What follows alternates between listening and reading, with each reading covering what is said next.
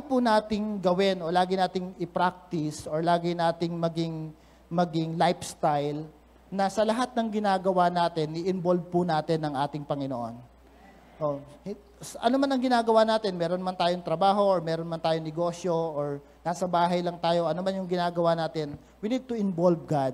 Dahil alam niyo po, mahirap mamuhay ng mag-isa.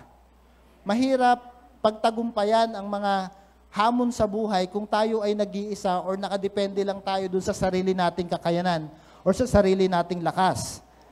Dahil kung tayo po ay kikilos according to our own strength sa ating katalinuhan, ay limitado mga kapatid. So samantalang kung ang Panginoon ang kikilos sa buhay natin, 100% sure na tayo ay magtatagumpay. Amen? 100% sure na makukuha natin yung mga bagay na inaasahan natin sa Panginoon dahil alam natin na ang Panginoon ang nangako ng mga bagay na yan. At hindi hahayaan ng Panginoon na ang kanyang mga anak ay magkulang sa mga pangangailangan. Hindi hahayaan ng Panginoon na ang kanyang mga anak ay mapahamak. Hindi niya hahayaan ng Panginoon na ang kanyang mga anak ay hindi maranasan kung ano yung kanyang mga pangako sa buhay ng bawat isa sa atin. Bakit po? Dahil merong magandang plano ang ating Panginoon sa bawat isa sa atin. So we need to involve God, we need to acknowledge God sa lahat ng ginagawa natin. Kaya nga po sabi ng Proverbs chapter 3, verse 6, in all your ways acknowledge Him, and He shall direct your path. So nung sinabi to ni Haring Solomon, pinapaalala niya sa bawat isa sa atin na we need to trust Him, we need to trust God, and sa lahat ng gagawin natin, always acknowledge Him. Palagi po natin siyang i-acknowledge. Hindi lang po sa mga malalaking bagay natin dapat i-involve ang Panginoon. Madalas po kasi ay humihiling tayo ng tulong sa Panginoon sa mga bagay o sa mga decisions na ginagawa natin na mga malalaking decisions. Pero doon sa mga maliliit na bagay, doon sa mga simpleng bagay na dapat nating gawin, na mga ginagawa natin, i-involve po natin ang ating Panginoon. Nag-aantay po ang Panginoon na tawagin natin siya, lapitan natin siya, Lord, ano yung gagawin ko? Ano yung gusto mo mangyari sa buhay ko? Ano yung plano mo sa buhay ko? At doon ako lalakad. Acknowledge God sa lahat ng gagawin natin. Bakit po? Dahil tayo po ay anak ng Diyos. Tayo po ay anak ng ating Panginoon. Amen. Sabi po ng Romans chapter 8, verse 14, for as many as led by the Spirit of God, these are the sons of God. Tayo po na anak ng Panginoon, tayo po ay dapat na pinapangunahan ng Banal na Espiritu sa lahat ng ating gagawin. If you know that you are the sons and daughters of God, you need to be led by the Spirit of God. Bakit po? Dahil lahat po ng ginagawa natin, sa pagising pa lang sa umaga, sino po dito pagising sa umaga nagtututbrush? Sino po dito ang habit na niya or araw-araw siyang naliligo? Di ba, kung araw-araw ang naliligo, araw-araw ka nagtututbrush, araw-araw kang kumakain, kung yun yung mga simpleng bagay na kailangan ng physical body natin, inaalala natin, ano pa yung mga bagay na most important thing, yung mga bagay na kailangan natin sa buhay natin bilang isang tao, bilang isang Kristiyano. Kung kaya mong maligo, kaya mong kumain, of course, you need to acknowledge God sa lahat ng ginagawa mo dahil yun ang pinaka-importanting bagay.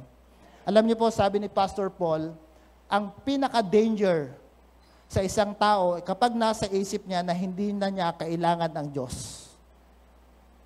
And ayoko nun.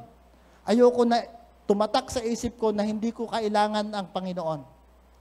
Sino po dito ang kailangan niya ang Panginoong Hesus? Amen. Kailangan po natin. Ang tanong, amen, lahat. Sorry medyo magiging hearse ako dito.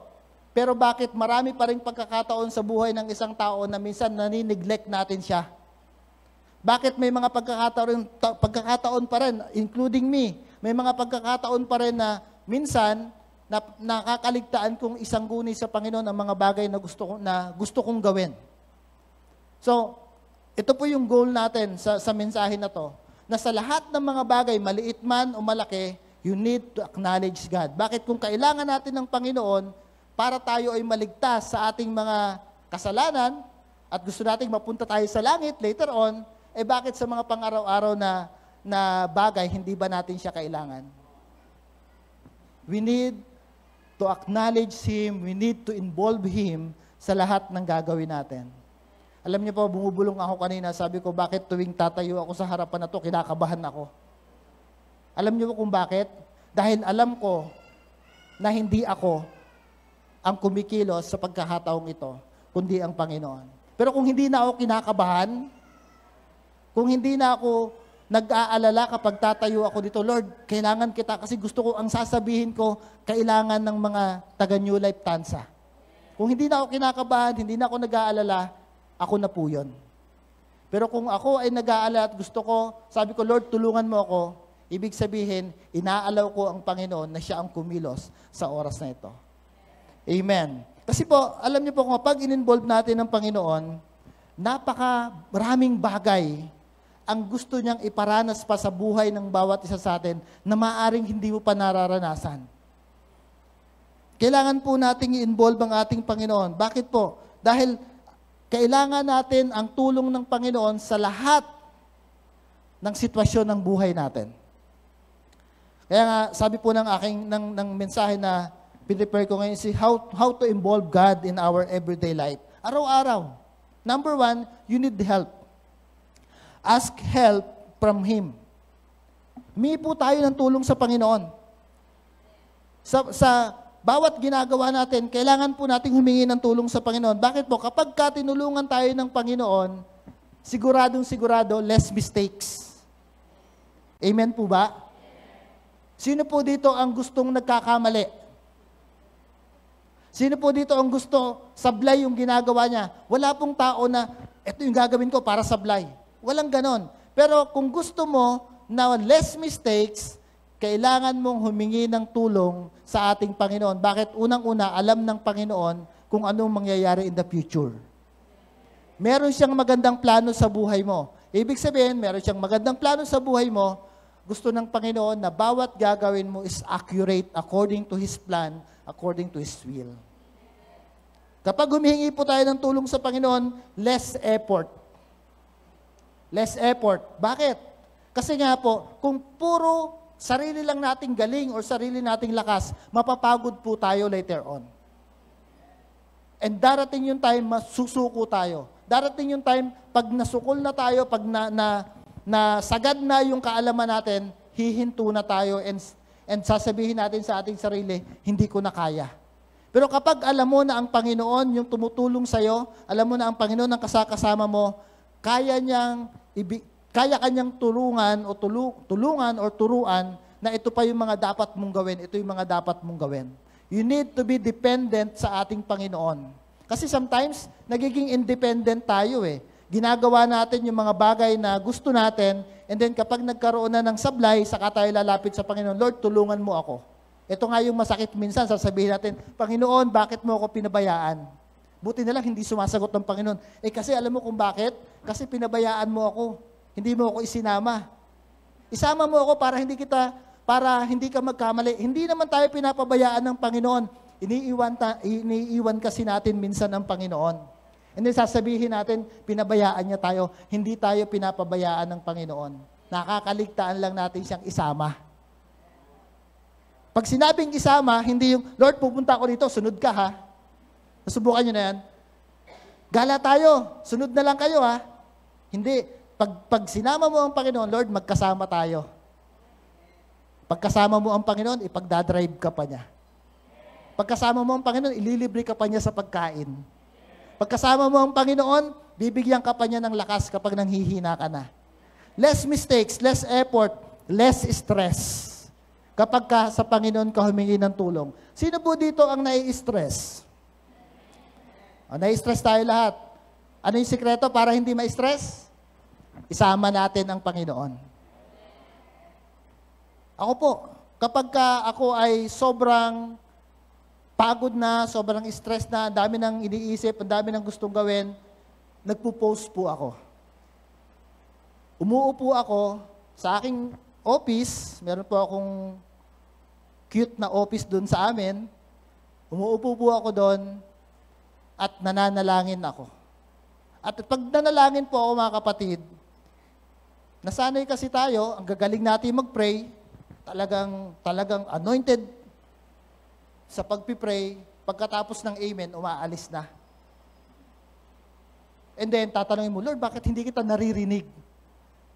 Alam niyo po, ang best prayer, yung uupo ka, at sasabihin mo sa Panginoon, Lord, speak into my heart.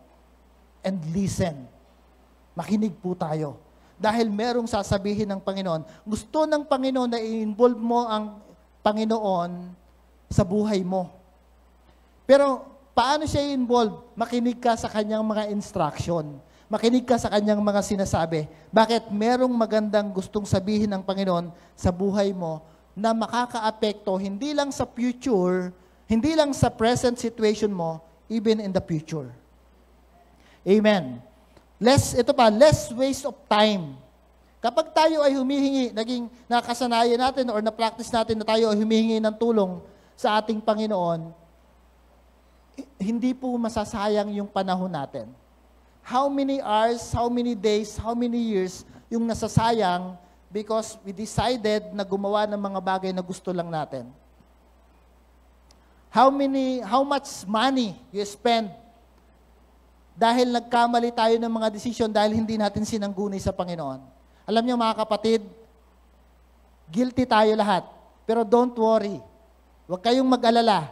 Ang Panginoon, walang condemnation, hindi pa huli ang lahat, kayang-kaya pa nating makabawi sa Panginoon. Amen? Baka sabihin, grabe naman si Pastor, kinukondem ako. Hindi. Kayang-kaya pa nating makabawi sa Panginoon. Kasi mga bata pa naman tayo. Sino po mga bata pa dito? Amen, di ba? Mga bata pa tayo. Ang dami pang gagawin ng Panginoon sa buhay natin. Alam niyo po, meron akong nakausap nung isang araw na 75 years old. Ang lakas pa niya. Sabi ko, Kuya, anong sikreto mo? Sabi niya, isda, gulay, saging na saba. Parang gusto ko na rin, yun na rin yung kakainin ko para humaba yung buhay ko. Ang dami pang gustong ipagawa ng Panginoon sa buhay natin. Kung tayo ay patuloy na humihingi ng tulong sa Panginoon, magkakaroon tayo ng mas mahabang time sa ating family. Bakit? Kasi nga, pag sobrang busy natin sa mga bagay-bagay, sometimes nawawala na tayo ng time sa family natin. Eh ano yung pinaka-most important thing? Ang Panginoon and yung family natin. Eh ano kung malaki yung kikitain mo sa isang transaction na yan, kung wala ka namang time sa family mo, it's useless. Alam niyo po, once you spend more time sa Panginoon, magkakaroon ka ng mas maraming time sa mga tao na nasa paligid mo. Bakit? Kasi magiging accurate yung gagawin natin. Magiging accurate yung pagkilos natin. Mas marami ka pang pera na matitipid. Kapag mali ang decision na gagawin natin, nasasayang yung mga pera natin eh. 'Di ba? Hindi mo tinanong ang Panginoon, bumili ka ng ganito, sablay. Hindi mo tinanong ang Panginoon, nag-start ka ng ganitong business, sablay. Hindi mo tinanong ang Panginoon, pumunta ka sa isang lugar, sablay. Gaano kalaking pera ang nasasayang? Hindi lang time, maging pera at lahat ng mga bagay sa paligid mo. When you ask God for help, magkakaroon ka ng mas maraming pagkakataon na makatulong sa iba. Which is yun naman ang calling natin. 'Di ba? Ang calling natin is to be a blessing to other people. And makukuha mo yan ng mas maganda kung ikaw ay patuloy na nagiging dependent sa ating Panginoon. Huwag po tayong kumilos base lang sa gusto natin. Huwag po tayong kumilos base lang dun sa mga bagay na akala natin maganda. Base lang sa mga opportunities na ino-offer sa atin ng mundo. Huwag po. We need to acknowledge God sa lahat ng gagawin natin. When we acknowledge God, He will give us wisdom how to handle kung ano yung mga challenges or mga situations na dapat nating matugunan. Dahil ang Panginoon mismo ang magbibigay sa iyo ng instruction kung ano yung dapat gawin. At ang Panginoon po ay eksakto yung sasabihin niya sa atin. Eksakto yung papagawa niya sa atin. Kaya sabi po ng John chapter 14, verse 13 hanggang 14, whatever you ask in my name, this I will do, that the Father may be glorified in the Son. If you ask me anything in my name, I will do it. He will do it. Bakit? Ang gusto ng Panginoon is to mag-glorify ang ating Panginoon. Kaya niya gusto kang tulungan, kaya nga gusto niyang tuparin kung ano yung sinasabi niya because He want to glorify His name. At sa pamamagitan po natin na sumusunod sa ating Panginoon. Kaya nga po pwede mong sabihin, I can do all things through Christ who gave me strength, who strengthens me.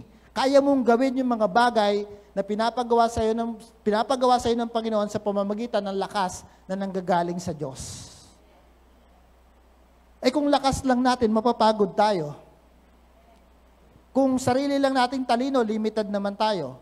Pero ang Panginoon is unlimited. His ways are higher than our ways. His thoughts are higher than our thoughts. Lagi po nating alalahanin. Kaya nga po, napakaganda ng account sa Judges chapter 7, verse 2 hanggang verse 7, nung sasabak sa gera sina Gideon. During that time, meron si Gideon na kasama na 24,000 armies, mighty army, mighty men. Sabi ng Panginoon kay Gideon, the people, sa verse 2, the people who are with you are too many. Too many for me to give the Midianites into their hands. Lest Israel claim glory for itself against me, saying, my own hand has saved me. So sabi ng Panginoon, napakarami ng kasama mo. Kung magtagumpay kayo, sa bilang na 24,000 armies, sasabihin ng mga sundalo na kasama mo na kaya sila nagtagumpay, kaya kayo nagtagumpay dahil marami kayo at dahil magagaling kayo. Alam niyo, sabi ng Panginoon, bawasan mo. Lahat ng napapagod, wag na munang sumama. Hindi naman sinabi ng Panginoon na umalis na eh. Wag na munang sumama. At ang natira ay 10,000. Sabi ng Panginoon, masyado pang marami yung 10,000. So sabi ng Panginoon, masyadong marami, ganito na lang gawin mo, dalahin mo sila sa ilog. Basahin po natin, everyone, sabi ng Panginoon, everyone who laps from the water with his tongue as a dog, you shall set apart by himself. Likewise, everyone who gets down on his knees to drink are the number of those who lap, putting their hands to their mouth, was 300 men. But all the rest of the people got down on their knees to drink water. Then the Lord said to Gideon, by the 300 men who lap, I will save you and deliver the Midianites into your hands. Let all the other people go, every man to his place. Alam niyo po, dahil sa ginawa ni Gideon na paghingi ng tulong sa ating Panginoon, nagbigay ang Panginoon ng instruction kay Gideon. At sabi niya, yung 300 men na lumuhod, imagine niyo po, may ilog, lumuhod, binitawan yung kanilang mga armas. Hindi ko kasi mabitawan yung mic ko kasi naka-live tayo eh. At kumuha ng tubig gamit yung kanilang kamay, sila yung maiiwan. Alam niyo po ang significant ng instruction ng Panginoon. At yung mga tao na lumubog, imagine niyo po yung isang aso na lumubog sa tubig, ang nakalabas lang ulo para uminom, ibig sabihin, nakatago sila sa mga kaaway. Etong 300 men, nilapag nila yung kanilang armas, lumuhod sa tubig, in-expose nila yung kanilang sarili sa mga kaaway. Kasi kung titingnan nyo po, imagine niyo yung ilog, nasa mababang posisyon. Yung mga kalaban, nasa vantage point, nasa mataas na area. Can you imagine that those people, those 300 men, who exposed yung kanilang katawan para sa atake ng kaaway, sila po yung gagamitin ng Panginoon para matalo yung mga kalaban. So, ibig sabihin po, those people who gave their lives sa Panginoon, nagtitiwala sa Panginoon, nilagay nila yung kanilang sarili sa kapahamakan para sa pagpatiwala sa Panginoon, dahil nagtitiwala sila sa Panginoon, yun po ang ginamit ng Panginoon para matalo yung mga kaaway. Ano po yung kailangan lang? You need to ask God. You need to ask help sa Panginoon. Meron siyang instruction. At yun po yung gusto nating makita sa bawat isa sa atin, na you need to trust God. Huwag po nating hayaan na doon tayo nakadepende, ang tagumpay natin ay nakadepende kung ano yung mga bagay na meron tayo. Ito pong mga tao na to, binaba nila yung kanilang armas, kumuha sila ng tubig, gamit yung dalawang kamay. Can you imagine, hindi na nila kayang idepensa yung kanilang sarili? Pero alam nila na ang magdidepensa sa kanila ay ang Panginoon. Ganun po yung gawin natin. Intayin natin yung instruction ng Panginoon bago natin gawin ang isang bagay. Dahil kung gagawin po natin ang isang bagay, base sa instruction ng Panginoon, siguradong-sigurado yung tagumpay na inaasahan natin mula sa Diyos. Amen. So those people na in-expose nila yung kanyang sarili, ibinaba yung weapon para sumunod sa sinasabi ng Panginoon, sila po ang hanggang ngayon naaalala natin na 300 men, mighty men of valor. So wag po nating hayaan na didepende lang tayo sa kung ano yung meron tayo. Yung mga material na bagay, mawawala po yan. Yung mga bagay na akala natin ito yung sasalba sa atin para maging matagumpay tayo, it's useless. Masasayang po yan lahat. Pero alam nyo, ang hindi masasayang, yung pagtitiwala natin sa ating Panginoon. Na ang kailangan natin para sa ating tagumpay. And sa pag-involve po natin sa Panginoon, sa lahat ng ginagawa natin, maging habit po natin na palaging magpasalamat sa Kanya. Always give thanks to Him. Kagaya nga po ng sinabi ko kanina, kung ikaw araw-araw naliligo, araw-araw nagtututbrush, araw-araw nagsusuklay, ganun din po ang pagpapasalamat sa Panginoon. Gawin din po nating lifestyle. Gawin po nating lifestyle ang pagpapasalamat sa Panginoon. Ito po ay pagpapakita ng pagkakaroon natin ng thankful heart sa Panginoon. Pagpapakita po na ina-appreciate natin yung mga ginagawa ng Panginoon sa atin. Maliliit na bagay, malalaking bagay, mga simpleng bagay, mga magagandang bagay, pagpasalamat po natin ito sa Panginoon. Kung may challenges tayo, hindi tayo nagpapasalamat sa Panginoon sa challenges, pero nagpapasalamat tayo dahil sa kabila ng mga pagsubok, sa kabila ng mga challenges, tinutulungan tayo ng Panginoon na mapagtagumpayan ng anumang hamon sa buhay.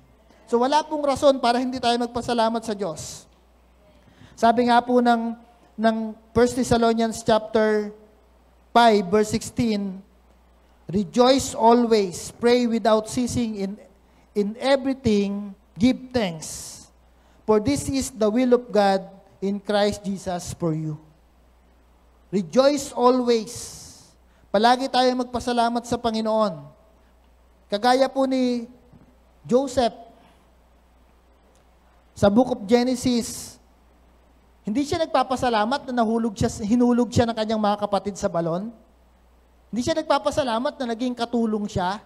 Hindi siya nagpapasalamat na siya ay nakakulong. Pero ang pinagpapasalamat niya sa Panginoon, nung nasa balon si Joseph, kasama niya ang Diyos. Nung siya ay katulong ni Potiphar, kasama niya ang Diyos. Nung siya ay nakakulong, kasama niya ang Diyos. At maging sa tagumpay na meron siya, nung siya ay naging second in command ng Egypt, kasama pa rin niya ang Diyos. Sabihin mo sa katabi mo, kasama mo ang Diyos. Kasama natin ang Panginoon. Isaiah 33 verse 6, wisdom and knowledge will be the stability. Tumalud pala ako. Colossians chapter 3, verse 17. And whatever you do in words or deed, Do all in the name of the Lord Jesus, giving thanks to God the Father through Him. Lahat ng gagawin natin, lahat ng sasabihin natin, lahat ng magiging desisyon natin, ipagpasalamat natin sa Panginoon. Yung simpleng pagpapasalamat sa Panginoon, yan po ay pag-involve natin sa Panginoon sa sitwasyon ng buhay natin.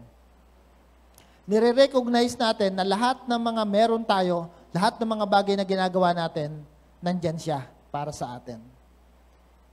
Hindi kanya iiwan, hindi kanya pababayaan. Number 3, making Him your anchor. Making Him your anchor.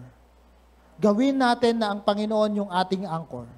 Kung kayo po ay seafarer dito, alam nyo ang ibig sabihin ng anchor. Ang anchor po hindi lang design sa bahay ng mga seaman. Kahit ano ba kayo? Sa probinsya po, ganun sa amin. Kapag seaman ka, pag nagpagawa ka ng bahay, meron kang anchor na nakadesign. Hindi lang po yun ang purpose nun. Ang anchor, it will give stability. He will make you stable. Kapag ka ginawa mong anchor ang ating Panginoon sa buhay mo, kahit na anong bagyo, kahit na anong pagsubok, kahit na anong hamon sa buhay, kahit na anong mga bagay na maranasan mo, sa Panginoon ka naka-anchor. Hindi ka matitinag. May kanta yun, Pastor, di ba? Kaso hindi ako marunong kumanta eh. Hindi ko na kayo kakantahan. Baka magsialis pa kayo, hindi natin matapos yung message. Kapag ginawa nating anchor ang Panginoon, siguradong-sigurado, nasa matatag ka na posisyon. Amen. Sabi nga po ng Isaiah, ito na, 33 verse 6, wisdom and knowledge will be the stability of your time and the strength of salvation, the fear of the Lord in His treasure. Matthew chapter 7, verse 24 hanggang 25, therefore, whoever hears this saying of mine and does them, I will liken him to a wise man who built his house on the rock. And the rain descended, and the floods came, and the wind blew and beat on the house, and it did not fall, for it was founded on the rock. Yung pong sinasabi ng Panginoon dito, ng Panginoong Hesus, is yung foundation natin, dapat po ito ay nasa matatag. At ang matatag, ang foundation po na yan, ay ang ating Panginoong mismo. Ang Panginoong Hesus mismo. We need to make Him anchor ng buhay natin. Sa lahat ng ginagawa natin, gawin po natin siyang anchor. Ang anchor po ay isang mabigat na bagay sa mga hindi po walang idea sa anchor. Siguro naman may idea na kayo, no? Pero ang lalaki ng, kung seaman kayo, di ba? Ang lalaki ng kadena na nakakapit doon. Tapos bumababa po yan sa ilalim. Kumakapit yan sa ilalim ng dagat para kahit na umalo ng malakas, hindi maaanod kung saan-saan. So hindi tayo, kung anchor natin ng Panginoon, hindi tayo basta-basta madadala, may magandang offer dito, punta tayo. May nagsabi ng maganda dito, punta tayo. May nagsabi ng ganyan, punta tayo doon. Hindi. Kung ang anchor mo, Panginoon, kung ano ang sabihin ng Panginoon, dito ka. Hindi ka basta-basta malilito kung nasaan. Pag sinabi sa Bible na ito yung pangako niya, kahit na anong mangyari, at may pangako sa iyo ang Panginoon, kahit na hindi mo pa maranasan, huwag kang mag-alala. Bakit? Sa mga susunod na panahon, mararanasan mo. Sabi ng Bible, sabi ng Hebrews, na ang Panginoon is the same yesterday, today, and forever. So kung kumilos ang Panginoon noon para sa'yo, kumikilos pa rin ang Panginoon ngayon sa buhay mo. At ito pa'y nakakatuwa, kikilos pa rin ang Panginoon sa future mo. So you need to make Him as our anchor. Papaano? Anchor to His promises. Panghawakan natin yung mga pangako ng Panginoon. Panghawakan natin yung mga promises niya sa buhay natin. Panghawakan natin yung mga bagay na sinasabi ng salita ng Diyos para sa buhay mo. Ano ba yung mga pangako ng Panginoon sa buhay mo na alam mo? Alam mo ba na meron kang magandang future mula sa Panginoon? Alam mo ba na iingatan ka ng Panginoon? Na even though I walk through the valley of the shadow of death, sabi ni David sa Psalms chapter 23, even though I walk through the valley of the shadow, I will fear no evil, for you are with me. For God is with us. You prepare a table before me in the presence of my enemies. Sabi ng Panginoon, kahit na nandyan yung mga kaaway, can you imagine na sabi ni David, pinrepare ng Panginoon ang table of banquet?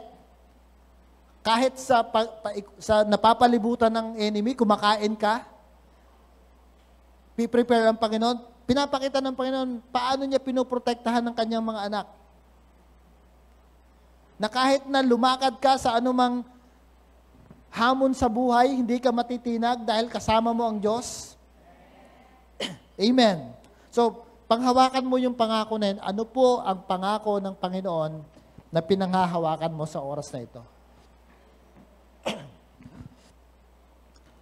Anchor to His presence. Panghawakan natin, kumapit tayo sa presensya ng Panginoon.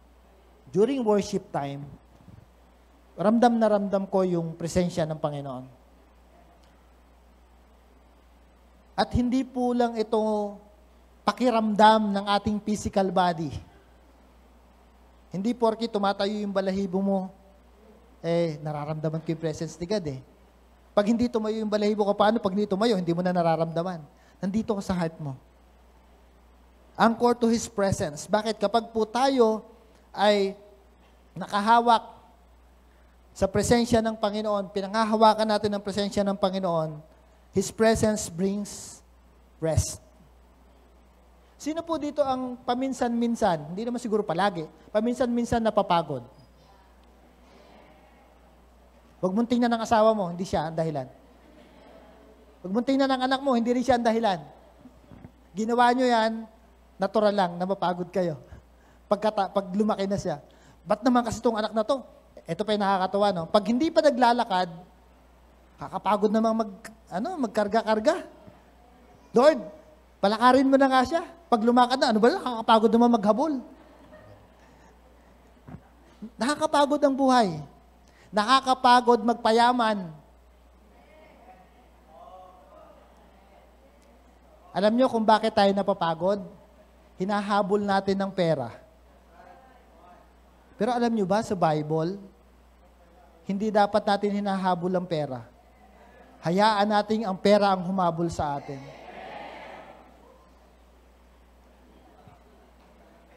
Ulitin ko ulit. Bakit pagdating sa pera, at lakas ng imin ninyo? Sa totoo, wag po nating sikapin na maging mayaman. Mayaman na tayo sa paningin ng Panginoon. Hayaan natin na bumuhos ang pera sa atin. Pag pera talaga no? Alam niyo kung paano bubuhos? I-involve natin ang ating Panginoon. And take a rest. Magpahinga ka. Haanin mo naman yung maraming pera kung mahina naman yung katawan mo. Kapag malusog ka,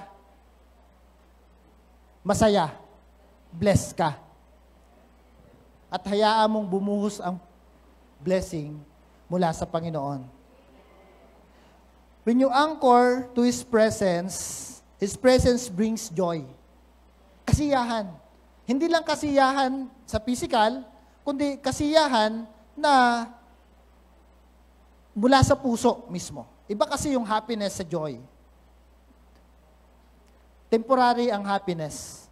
Pero ang happiness is manifestation of joy sa heart mo. So, mag-stay ka sa presence ng Panginoon, malalaman mo yung totoong joy na nanggagaling sa iyo. And sabi ng Bible, the joy of the Lord is our strength. Amen. Stay in the presence of God. His presence bring peace. Kapayapaan. Pag mayaman na ako, magiging tahimik na ako. Pag mayroon na akong magandang bahay, magiging payapa na yung aking kalooban. Okay na yung future ko pag meron na akong mga ari-arian. Hindi. Sino dito may mga ari-arian? Nasatisfy ba kayo? Hindi. Namroblema ka pa nga nakabili ka ng lote, problema mo ngayon, pambili ng pang-construction ng bakod. Nung natapos na yung bakod, pang-construction naman ng bahay. Pagkatapos naman na construction yung bahay, ang mamahal ng mga appliances. Ayaw mo pa ng mga mumurahin, gusto mo pa yung mga high-end, walang katapusan ang desire ng tao. Kaya nga sabi ko nga sa mga nakakausap ko, alam niyo yung bahay namin, kikwento lang namin ang bahay namin. Very simple, napaka-simple. May swimming pool.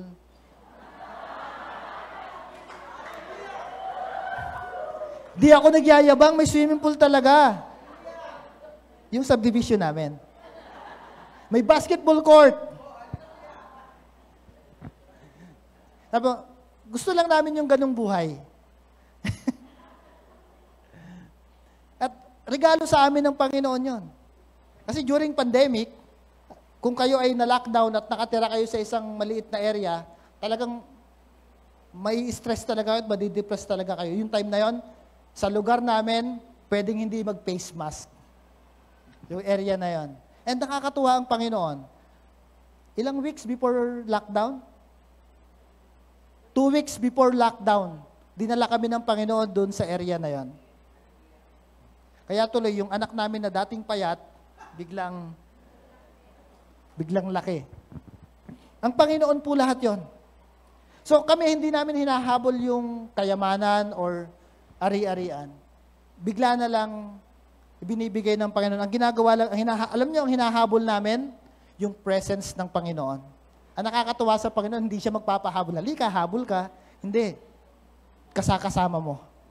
Amen. So panghawakan natin ang presensya ng Panginoon. Anchor to His power. Kapag po tayo ay naka-anchor sa Panginoon, in-involve natin ng Panginoon, yung power na meron ng Panginoon, nasa atin din. Yung power na bumuhay sa Panginoong Hesus is the same power na na-receive mo when you receive Jesus as your Lord and Savior.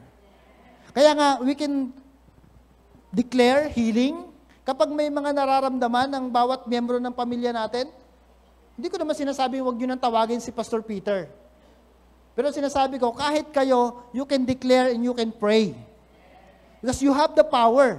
Hindi ikaw ang nagpapagaling, pero ang Panginoon ang nagpapagaling sa pamamagitan ng power na nasa iyo. You have the power to declare sa business ninyo, sa mga anak ninyo kapag natutulog.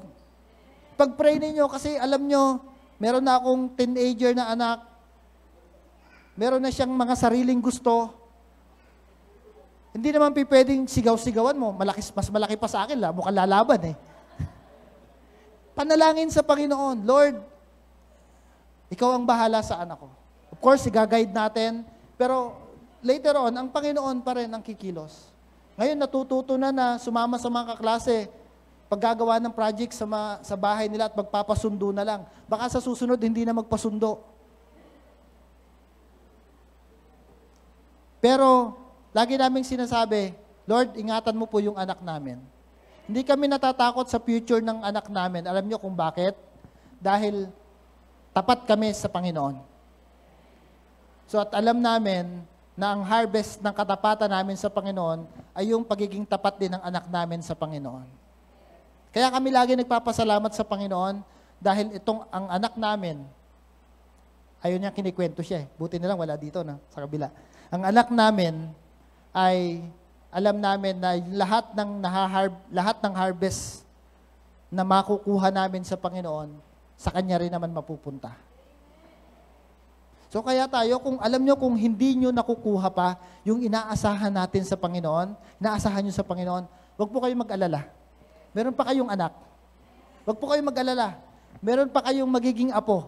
Sabi na iba, wag naman ngayon. Hindi pa naman ngayon. Ang blessing ng Panginoon from generation to generations.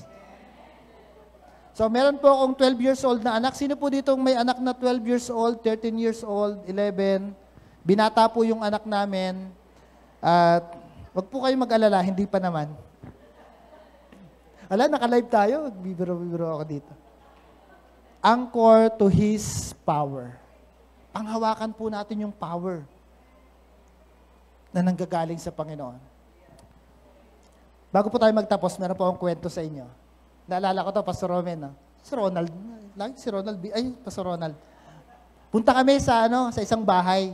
Meron kaming ipag-pray na may sakit sa puso. Naalala niyo po ba yan, Pastor? So, pag-pray namin, sabi nung asawa, iwan niyo po yung Bible kasi sagrado, kandado, katoliko daw. So, iniwan namin sa sala sa terrace yung Bible. Pinag-pray namin. Nung dati, hindi na siya makahiga, di ba, Pastor? Kasi pag nahihiga, hindi na makahinga. So, nakaganon lagi siya pag natutulog. Tapos, nasa kusina na lang, hindi makaakyat sa second floor. Pinag-pray namin, gumaling. Ang yabang ko pa kasi may project kami nun eh. Kung sino may pag-pray na gumaling, mataas yung grade. Lahat ng may sakit, ospital, bahay na naka-bedridden na, ang dami namin pinag-pray, namatay lahat.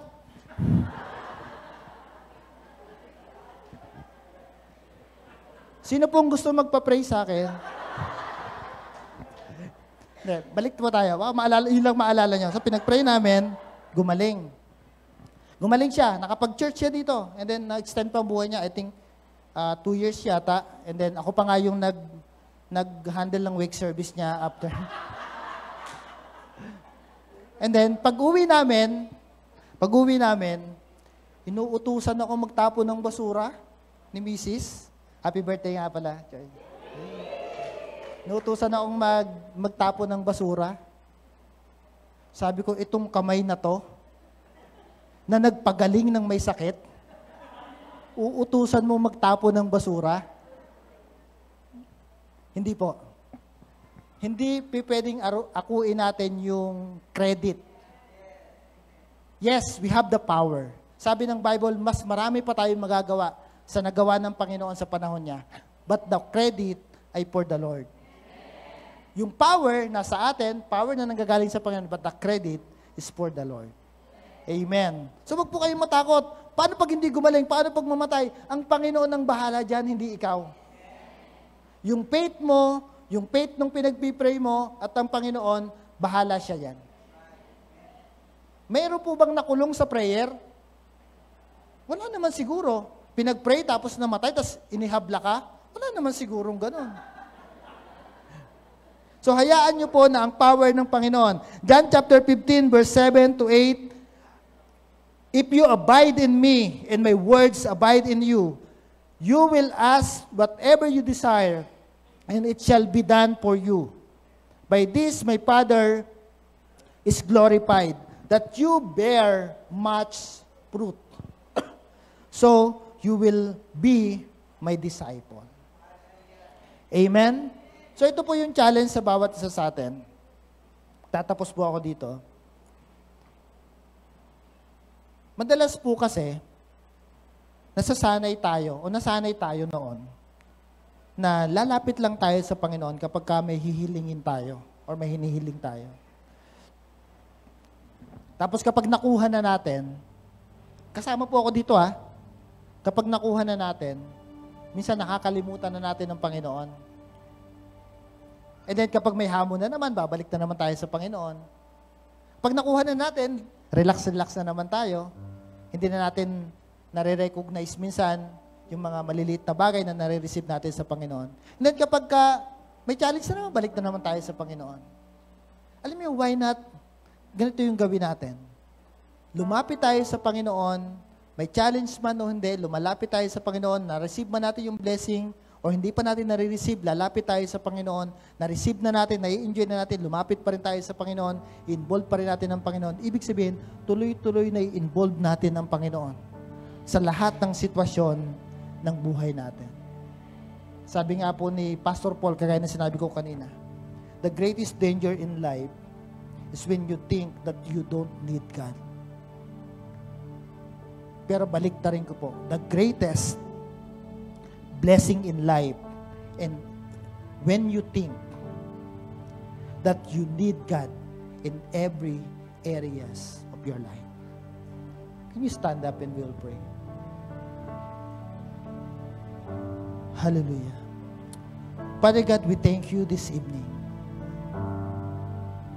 Salamat, Panginoon. It's a reminder to us that we need to involve you in every area of our lives. Every day, Panginoon. We want to see blessing. We want to see our lives to be successful sa lahat ng area ng buhay namin. And i-recognize namin, Panginoon, na mararanasan namin ito dahil sa tulong mo, dahil sa gabay mo, at dahil sa pamumuna mo, Panginoon. Lord, maraming salamat. Salamat sa paalala mo sa amin sa hapong ito. Maraming salamat din, Panginoon. Dahil alam namin na patuloy kang kumikilos. Patuloy kang kikilos sa buhay ng bawat isa sa amin. Lord, we speak blessing sa bawat isa sa pangalan ni Jesus. Amen. Amen.